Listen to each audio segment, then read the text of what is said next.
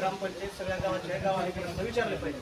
5 वर्षासाठी सरपंच उपसरपंच निवडून झाले, सदस्य निवडून दिले जाते. त्यांनी त्यांच्या वर्षाचा जो काही हिशोब असेल त्यांनी मांडावा आणि जनतेला विश्वासात घेऊन काम करावं. मागं काय झालं आम्हाला माहीत नाही, पण पुढं तुमचे कामं असतील ते ठराव असेल ठराव घ्यावा, वाचून दाखवा, सगळ्याला विश्वासात घेऊन काम करावं. हे चांगलं काम केलं मान्य आहे, तुम्ही गावासाठी चांगलं काम केलंय.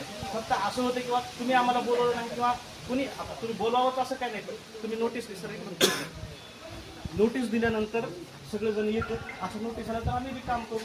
सगळ्यांनी काम विकास कामासाठी कुणाचाच विरोध नाही, सगळ्यासोबत आम्ही आहेत. तुम्ही सगळ्यासोबत तुम्ही जनतेसाठी काम करा, आम्ही तुमच्यासोबत आहोत. फक्त आमचं म्हणणं होतं किंवा गावासाठी कामं होत असताना कुठंतरी कधी मागील म्हणा काहीतरी झाले नसतील सभा किंवा काही तुम्ही ठराव आणि तुमच्याकडे अचानक आले असतील तुम्ही ठराव मंजूर केले असते, आम्ही नाही म्हणत नाही.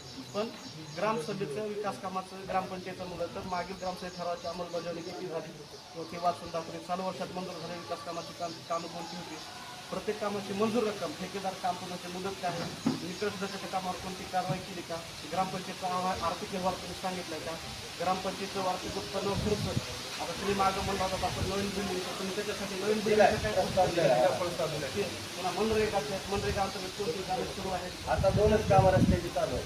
किती मजुरांना रोजगार मिळावा, मजुरी वेळेवर मिळाली का, मिळाली तर पुन्हा कुणाला मिळाली आम्हाला ते बी सांगा. आमचं म्हणणं होतं पाणी पुरवठा गावला पाणी किती दिवसांनी किती वेळेला मिळतं, पाणी गुणवत्ता तपासाचा अहवाल उपलब्ध आहे का, नवीन योजना जलयोजना मंजूर आहेत का, हे आम्ही पुन्हा आणखी सचिवाला विचारू. रस्त्याचा विषय आहे, गावातील रस्त्याच्या दृष्टीसाठी निधी किती आला, गटारे कचरा व्यवस्था स्वच्छ काय उपाययोजना तुम्ही जी चर्चा कराल ती आम्ही फक्त मागवली तुम्हाला. शासकीय योजना पंतप्रधान आवास योजनेचे शौचालय, पेन्शन, उज्ज्वला, PM किसान योजने किती लाभार्थी आहेत, पात्र लाभार्थी किती आहेत, ग्रामपंचायत किती लोकांचा किती फुकट भरून गेल्या का 100 रुपये झाले किती सांगा आम्हाला. तुम्ही जनतेसाठी सगळ्यांना दिले ऑनलाईन सुविधा, पण त्याचा बी जनतेसाठी काहीतरी फ्री आम्हाला उपलब्ध करून द्या. ग्रामसेवक प्रशासन ग्रामसेवक कार्यालयात नियमित उपस्थित असतात का, हालचाल रजिस्टरची आम्हाला बी माहिती द्या. तुम्ही किती वेळ आला होता आणि आम्हाला बी कळू द्या कोणत्या गावामध्ये किती आहेत. तुम्ही फोन केला की लातूर गाव म्हणल्याचं आम्हाला जमणार नाही सर, तुम्ही तिथं उपलब्ध राहणं गरजेचं आहे.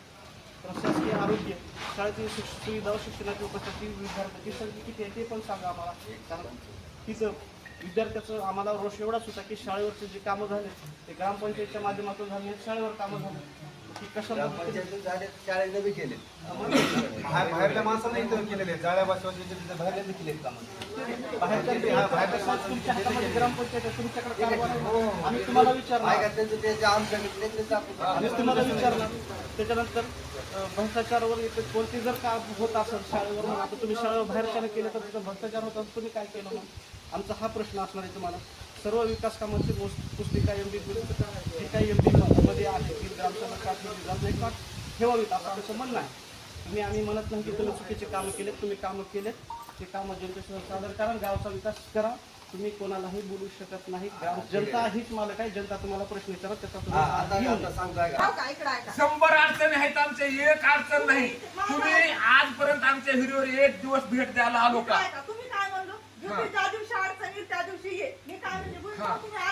रोज अडचण आहे, ज्या दिवशी फोन लावेल त्या दिवशी फलाण्याच्या हिरीवर, ज्या दिवशी फोन लावेल त्या दिवशी रोडला ऐका की आम्हाला बी शासनानंच योजना दिल्या, एक दिवस यावं आमचे बी रोजगारीच आहेत. आम्हाला ते एकतर सध्या 16 आराखड्याची बैठक आहे, त्यावेळेस तुम्हाला ते प्रत्येक गोष्टीचं सांगू.